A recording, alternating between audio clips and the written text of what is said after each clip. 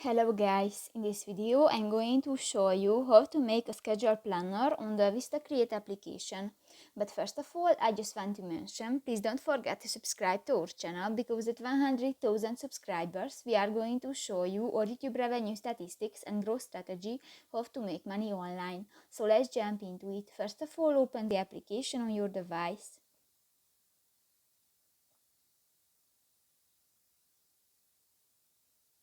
Tap to the plus icon at the bottom of the screen, and in the marketing materials section you can find in the event section in the event section you can find the schedule planner option, and select a template and click to the use this template button.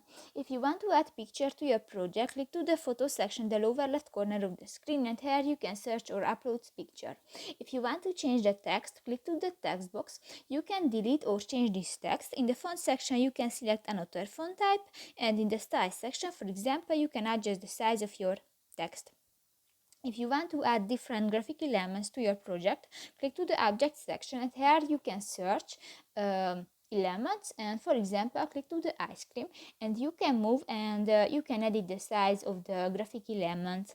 If you want to add animation, go to the animation section, and here you can search different animations. So that's pretty much it for this video guys. See you in the next one. Bye bye.